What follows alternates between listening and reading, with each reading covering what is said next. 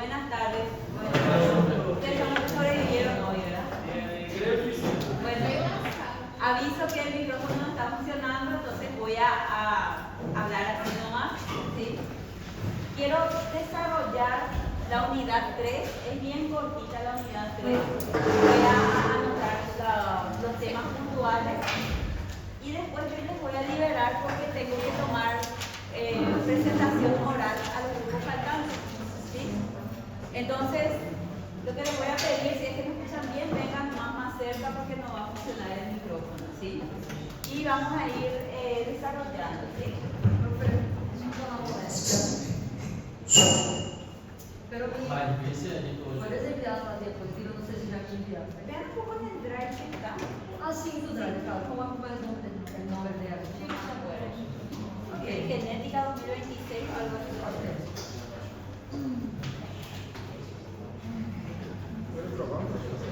Hola, ¿qué tal? ¿Me escuchan ahí, verdad? Sí, qué suerte que funcionó, porque no tengo suficiente ATP para hablar. Ustedes también no tienen suficiente ATP para hacer la sinapsis, ¿verdad? Sí, verdad. Entonces, vamos a intentar sobrellevar este último viernes del parejo, ¿sí? Vamos a terminar rápido, entonces, ahí creo que consiguieron el drive de genética.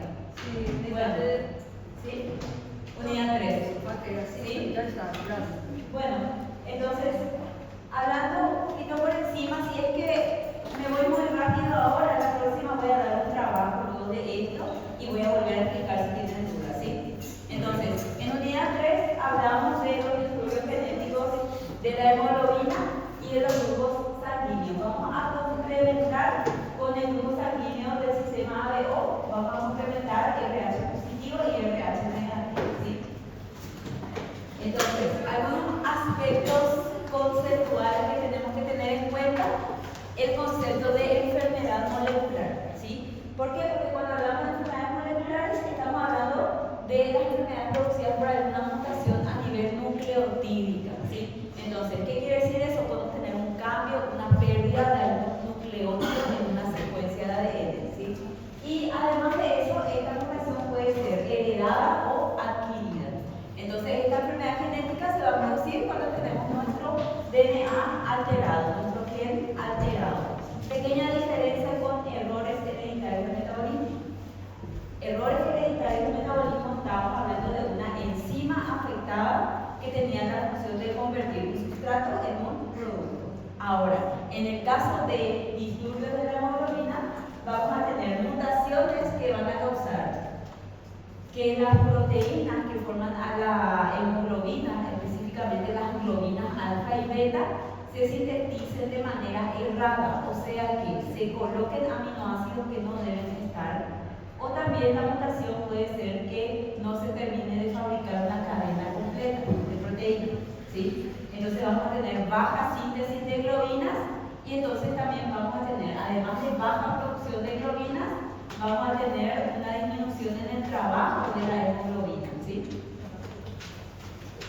Entonces, justamente estas mutaciones van a causar, en este caso, la enfermedad y puede ser que la causa de la enfermedad sea por alguna pérdida de la función proteica, que es la mayoría de las enfermedades, o también podemos tener una ganancia de función, eso puede ser beneficioso. O también pueden configurarse propiedades nuevas, ¿sí? Que esto les va a dar a las personas y a las poblaciones ventaja evolutiva.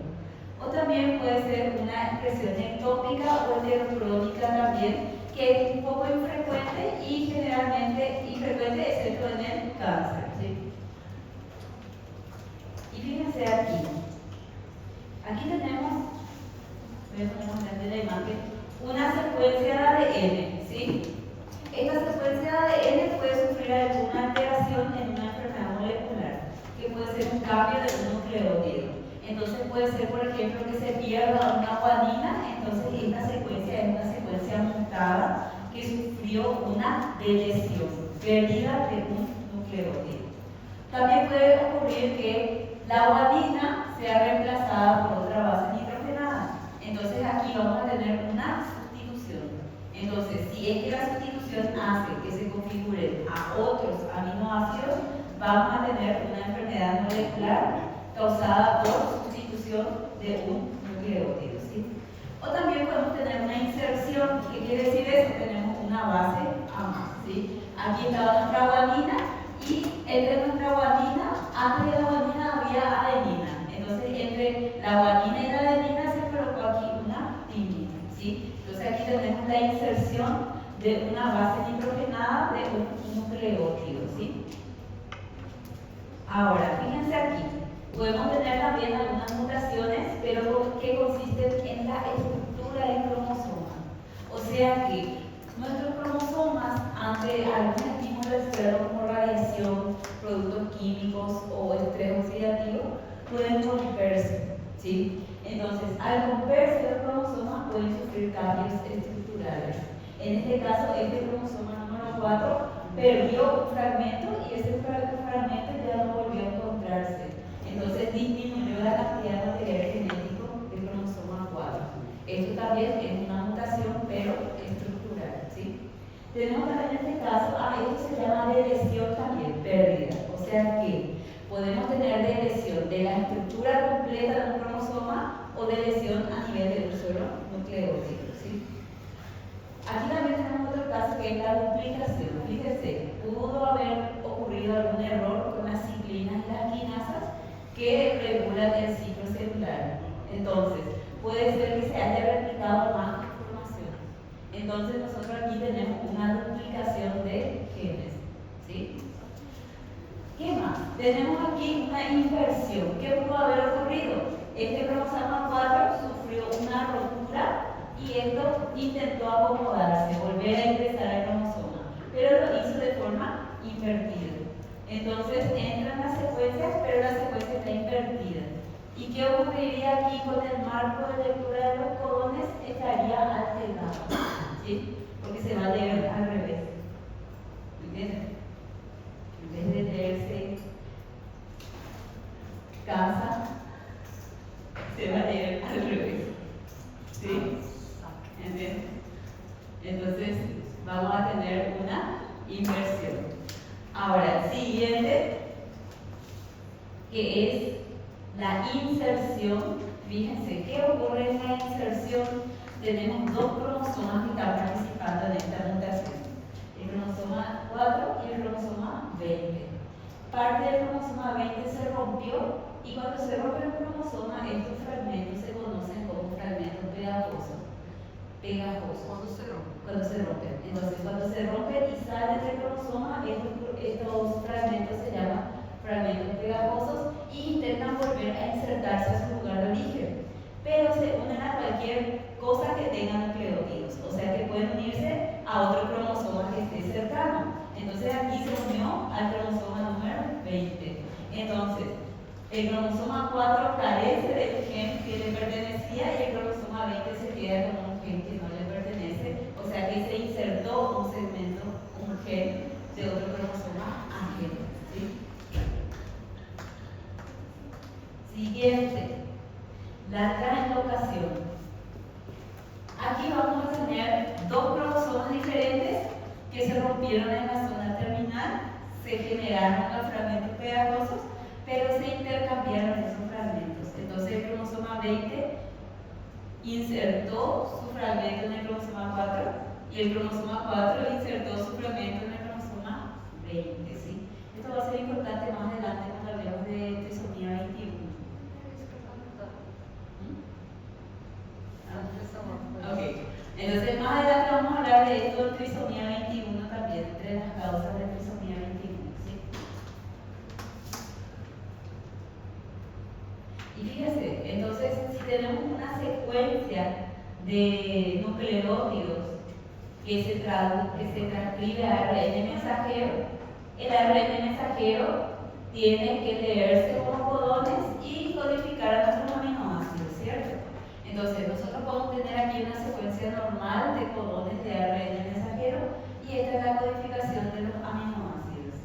Entonces fíjense, ¿qué puede ocurrir si tenemos un cambio en un nucleótido? Que era lo que estábamos diciendo, que correspondía a alguna enfermedad molecular.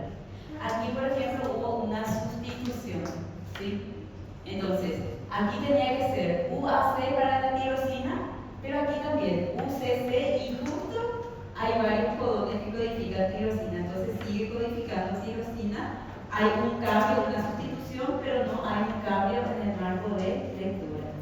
O sea, esto no va a afectar a la estructura de la proteína, ¿sí? Pero... ¿Cómo se llama? ¿Cómo se llama? Marco de lectura. Marco de lectura. Esto, cuando nosotros tenemos así secuencia de codones que se leen por el ribosoma para agregar a los aminoácidos, a esto le llamamos marco de lectura de los codones, ¿sí? Y fíjense aquí. Aquí también hubo una sustitución, pero en el último nucleótido. Tenía que ser UCC, era hace rato, ¿verdad? Se cambió la A por la C. Ahora es UA y se cambió la última letra, G. Esto es un codón de stop. ¿Se acuerdan del codón de stop? Entonces, ¿qué va a ocurrir? Nuestra proteína no va a terminar de fabricarse. ¿Sí? Entonces, esto va a producir una mutación y va a hacer que la proteína se sintetice en poca cantidad, en escasa cantidad. ¿Y qué pasa? Que nuestra proteína, para que funcione correctamente, tenemos que tener una cantidad exacta de aminoácidos para poder, uno, formar todos los niveles de organización y tener función. Entonces, la función de nuestra proteína va a estar alterada, ¿sí?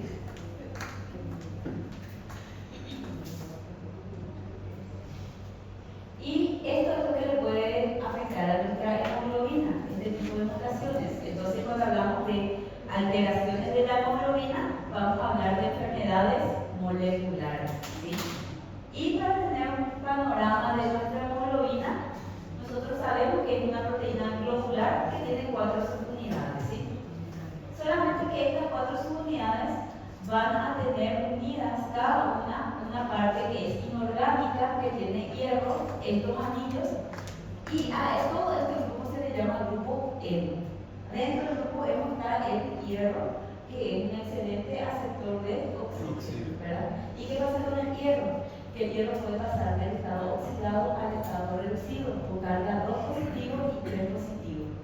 O sea que cada vez que hacemos respiración, estamos haciendo una reacción redox, ¿sí? Entonces, ¿quién va a inducir que nuestro hierro pase del estado oxidado a reducido? La parte proteica. ¿Por qué? Porque la parte proteica va a tener actividad enzimática, ¿sí?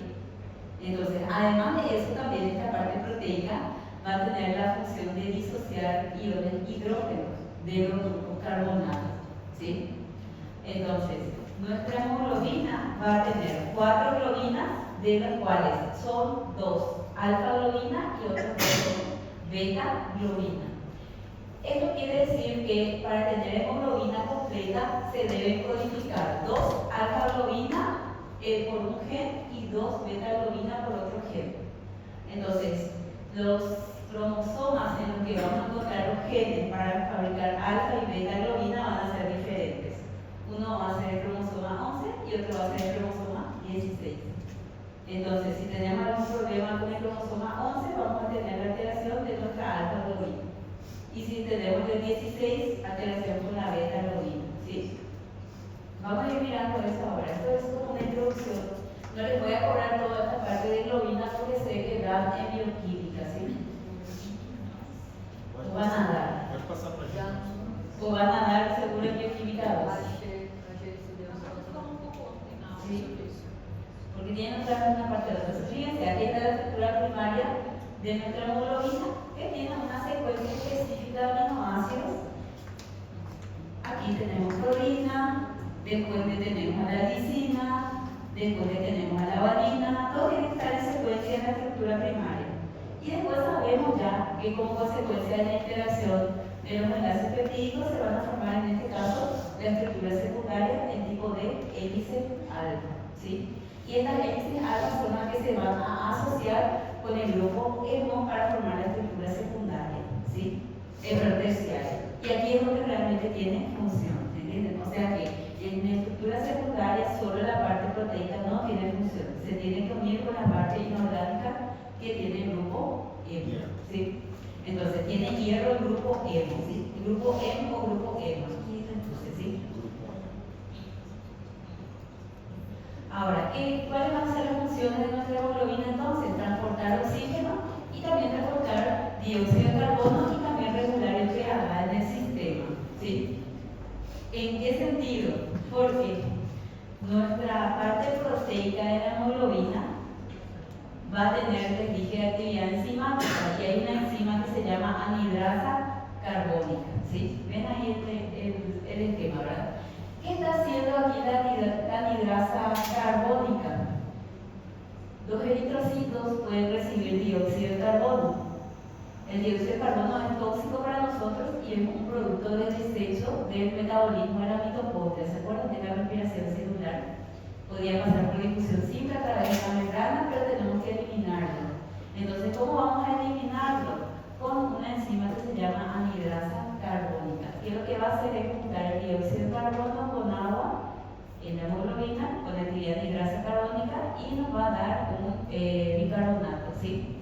Entonces, ¿qué ocurre otra vez con este bicarbonato? El medio acuoso se disocia en ion carbonato y en hidrógeno.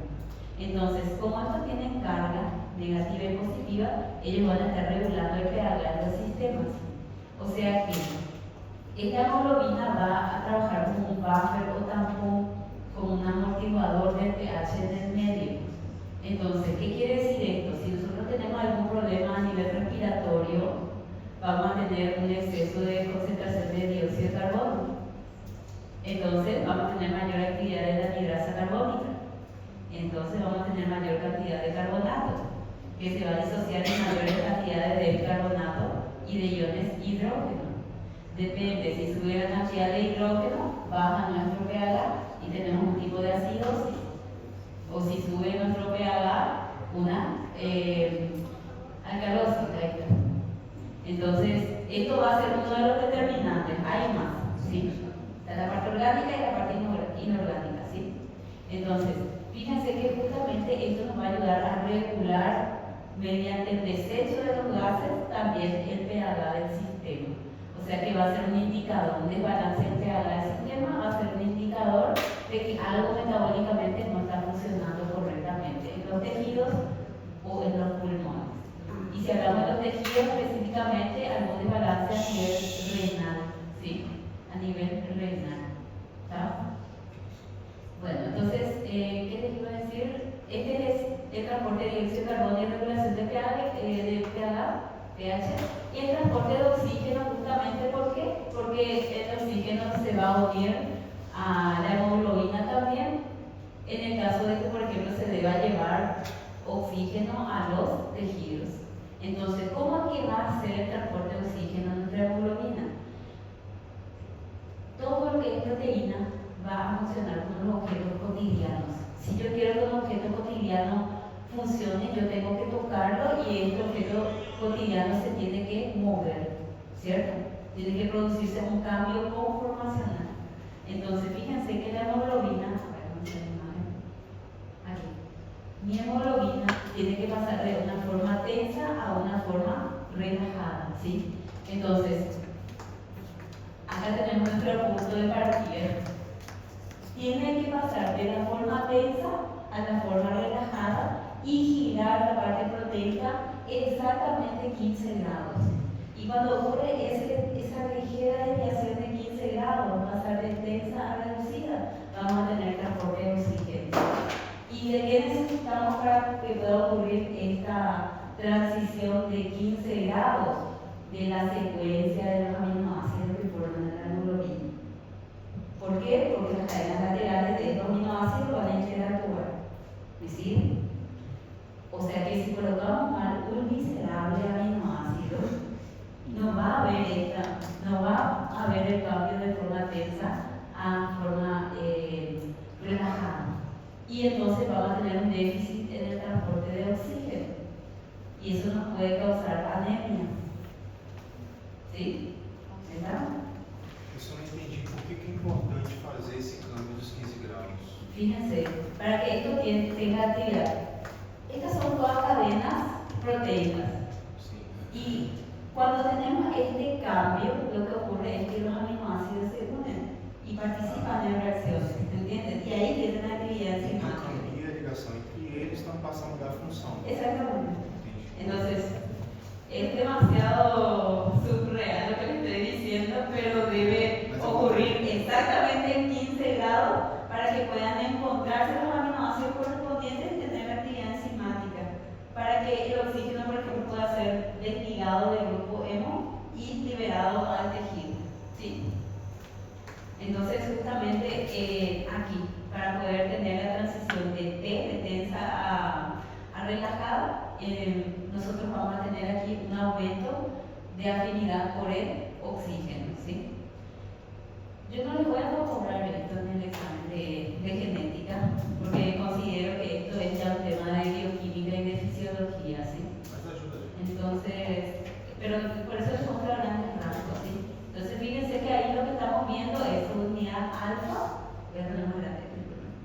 Aquí le vemos su unidad alfa, su unidad alfa, su unidad beta y su unidad beta. Entonces le cortamos en un plano. En un plano entonces tiene que haber alfa y beta. Entonces con esta desviación de 15 lo que hacemos es acercar una alfa a una beta, ¿sí? Ahora, ¿qué más les iba a decir aquí? Los nombres, ¿sí? Entonces te vamos a llamar desoxihemoglobina a la que va a tener la capacidad de llevar, esperen un rato, estoy un poco cansada. Desoxihemoglobina justamente que va a tener una afinidad con el oxígeno y justamente va a tener la capacidad de llevarlo desde los pulmones. Y la oxihemoglobina que justamente lo que va a hacer es acarrear a los tejidos el oxígeno. Bueno, entonces, a lo que yo quería llegar era lo siguiente, que para construir nuestra hemoglobina necesitamos la información de los genes que están alojados en el cromosoma 16 y en el cromosoma 11, ¿sí? Vamos a tener varios tipos de hemoglobina, va a haber una hemoglobina que se va a llamar hemoglobina fetal, pero luego del nacimiento va a desaparecer y tiene que predominar la hemoglobina adulta, que son la hemoglobina, la alfa y la beta, ¿sí? Entonces la alfa se va a codificar en el cromosoma 16 y la beta en el cromosoma 11.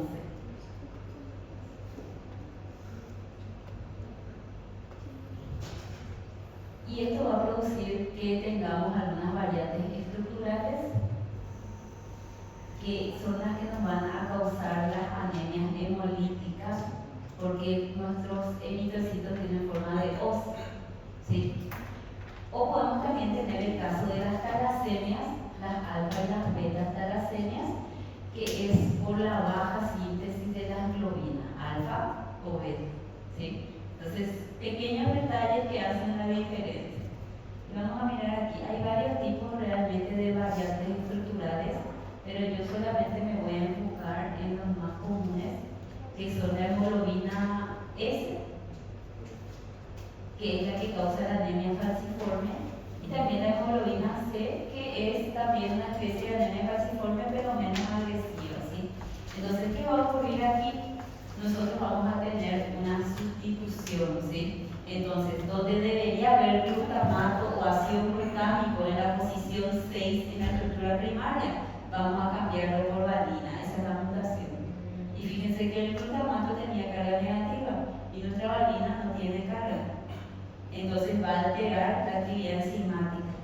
¿En qué sentido? No va a permitir que la hemoglobina haga ese plegamiento de 15 grados para que tenga suficiente afinidad con el oxígeno.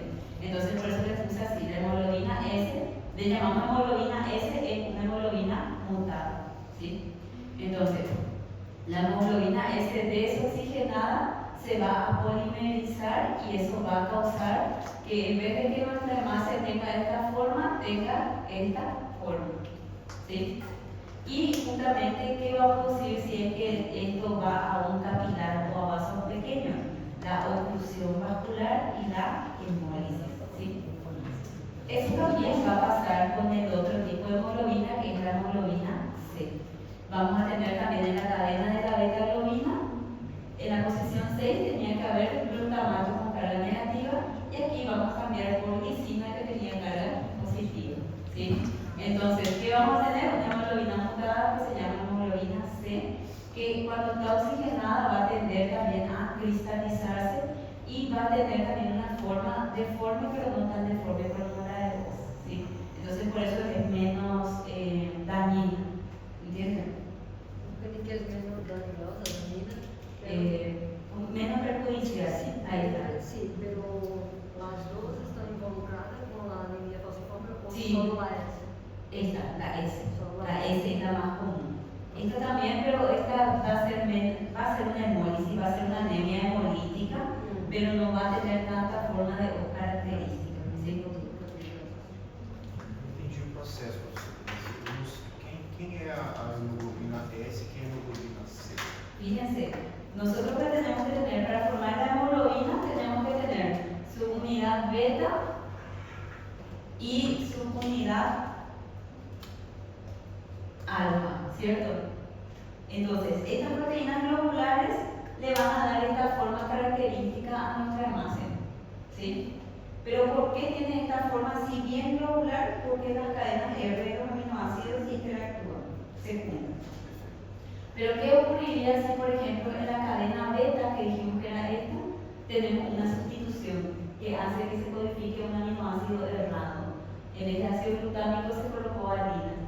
Entonces, donde tenía que interactuar el ácido glutámico para poder tener esta forma bien circular y redonda, entonces vamos a tener una pequeña alteración. ¿Entienden? Entonces, eso es lo que le va a dar la forma característica de os. ¿Tá?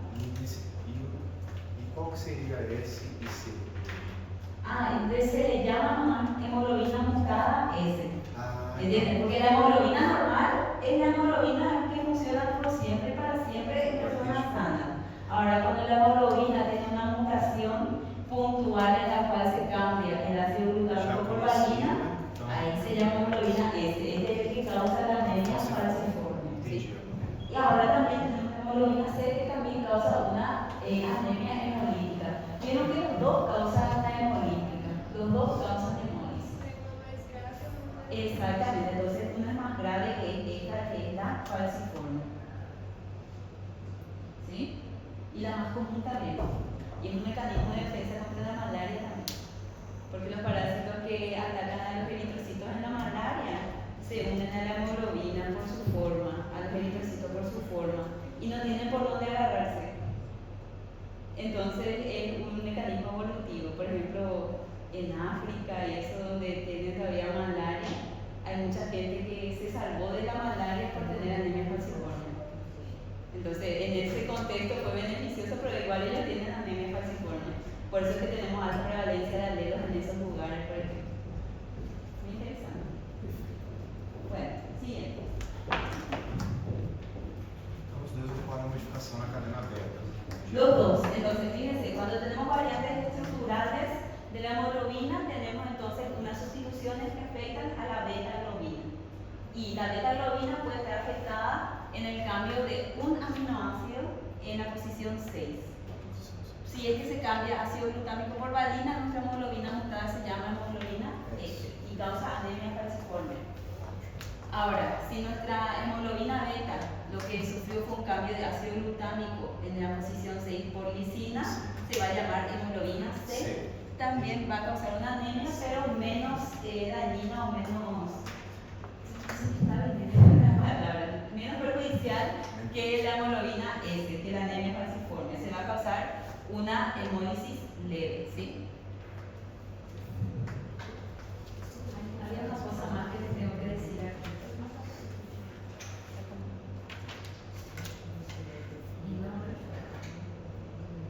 Sí, esto. Su patrón de herencia, autosómico recesivo, ¿sí?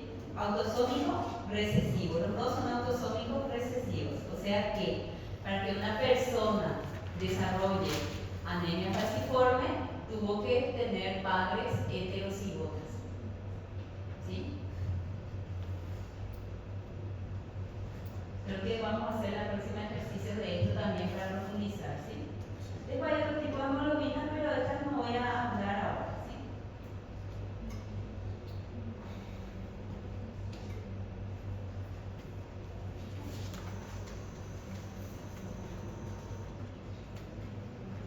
Entonces, aquí yo les grande, luego para resaltar la que más se estudia, que es la anemia falciforme, también se llama drepanocítica, y el cromosoma en donde se encuentra la mutación es el cromosoma 11, porque es en el cromosoma 11 donde está el gen para codificar a la beta globina, ¿sí? ¿Y qué cambia? Repito una vez más, ácido glutámico por valina en la posición 6. Esas son las cosas que voy a preguntar en el examen, ¿sí? Específicamente esto. Bueno, siguiente.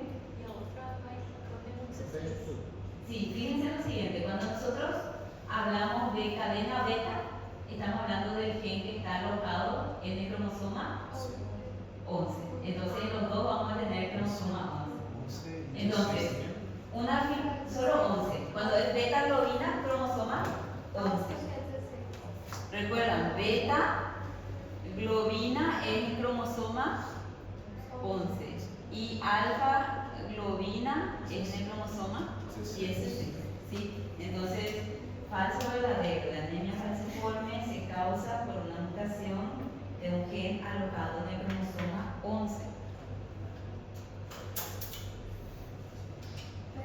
Verdadero.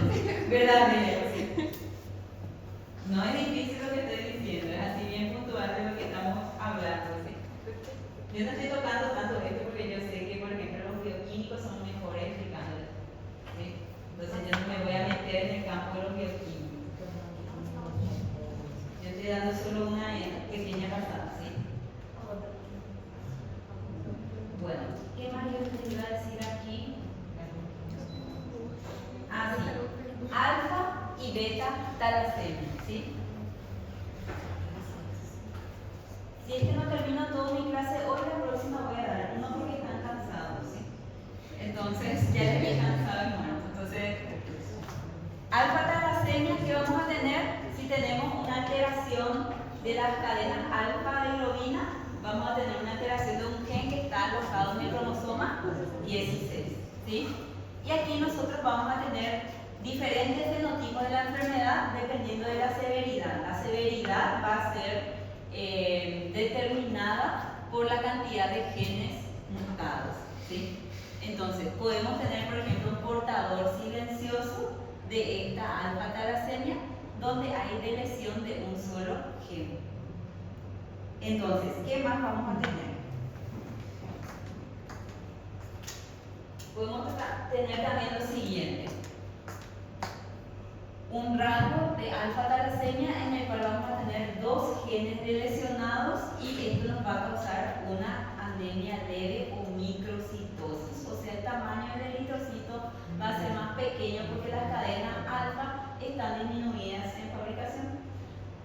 Otra cosa que podemos ver ahí, claro, el color de la hemoglobina va a ser también más tenue, ¿sí? Va a ser más claro por el transporte de oxígeno. Y otra cosa también, la hemoglobina H, aquí vamos a tener 3 genes afectados, entonces aquí sí nos va a dar una disminución de las cadenas alfa significativa. Y otra cosa es que vamos a tener exceso de cadenas beta que van a formar unos tetrámeros que se les va a llamar hemoglobina H, ¿sí? Y esto nos va a generar anemia hemolítica moderada. Y el último puede causar hidropesía fetal, o sea que vamos a tener 4 genes mutados y vamos a tener ausencia total de cadenas alfa. ¿Y qué va a producir esto? Va a producir una hemólisis ya en el feto. ¿Y qué va a hacer eso? Va a hacer bajo transporte de oxígeno. 2, se van a romper los eritrocitos de forma prematura, entonces vamos a estar forzándole al vaso y también al hígado. Entonces vamos a tener alta actividad hepática por degradación de eritrocitos y vamos a tener alta producción de bilirrubina. ¿Entienden? Entonces, además de esto, se van a formar a las cadenas mutadas, solo se van a formar cadenas gamma, se le va a llamar hemoglobina de Barr, y entonces no va a transportar suficiente oxígeno y va a causar lo que se llama hidropesía fetal, o sea, retención de líquidos en el feto justamente por una alta hemólisis. Y eso no es compatible con la vida. No es compatible con la vida. Hay una secuencia só na quantidade? No gênero, trigênero ou na sequência específica? No, es solamente la cantidad de Só genes. na quantidade. ¿Por qué? Porque aquí la mutación es de un solo nucleótido en Ficamia, ¿sí? Voy a dar hasta acá por hoy, porque tengo que tomar la exposición a los compañeros. Gracias por estar igual por